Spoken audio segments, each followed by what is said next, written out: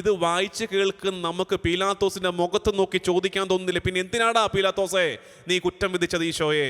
നീ എന്തിനാ കഴുമരം വിധിച്ചത്? ഒറ്റ കാരണമേ ഉള്ളൂ, അവന് കയ്യടി കിട്ടണമായിരുന്നു, അവന് സമൂഹത്തിൻ്റെ കയ്യടി കിട്ടണമായിരുന്നു. അടുത്തത് 23 അധ്യായം 14 വാക്യം, ലൂക്ക 23:14. ഇവിടെ പറയുന്നു, ഇതാ നിങ്ങളുടെ മുമ്പിൽ വെച്ച് തന്നെ ഇവനെ ഞാൻ വിസ്തരിച്ചു, നിങ്ങൾ ആരോപിക്കുന്ന കുറ്റങ്ങളിൽ ഒന്നുപോലും ഇവനിൽ ഞാൻ കാണുന്നില്ല. പീലാത്തോസ് പിന്നെ ആവർത്തിച്ച് പറയുക, നിങ്ങൾ ആരോപിക്കുന്ന ഒരു കുറ്റവും അവനിൽ ഞാൻ കാണുന്നില്ല.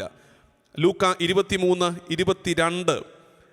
പിന്നെ പതുക്കെ പുള്ളി സേഫ് കളിക്കാൻ തുടങ്ങി. അതായത് ആരോപിക്കുന്ന ഒരു കുറ്റവും കണ്ടില്ലെന്ന് പറഞ്ഞവൻ പിന്നെ പറയുകയാണ്, വധശിക്ഷ അർഹിക്കുന്ന ഒരു കുറ്റവും ഞാൻ അവനിൽ വേണമെങ്കിൽ പിടിച്ചൊന്ന് ജയിലിലിടാം, വേണമെങ്കിൽ 2 ചാട്ടവാറടി കൊടുക്കാം, വധശിക്ഷ അർഹിക്കുന്ന ഒന്നും ഞാൻ അവനിൽ കാണുന്നില്ല.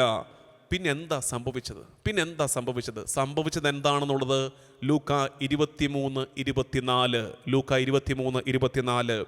അവർ ആവശ്യപ്പെട്ടത് അനുവദിച്ചു കൊടുക്കാൻ പീലാത്തോസ് തീരുമാനിച്ചു. ഒരു ഭരണാധികാരി, അധികാരമുള്ളവൻ തീരുമാനിക്കുകയാണ് ജനം ആവശ്യപ്പെട്ടത് ചെയ്തു കൊടുത്തേക്കാമെന്ന്. ജനം എപ്പോഴും നന്മ ആവശ്യപ്പെടണമെന്നില്ല. അധികാരിയുടെ ഉത്തരവാദിത്തമാണ് നന്മയും തിന്മയും വേർതിരിച്ചറിഞ്ഞിട്ട് നന്മ ചെയ്യേണ്ടത്.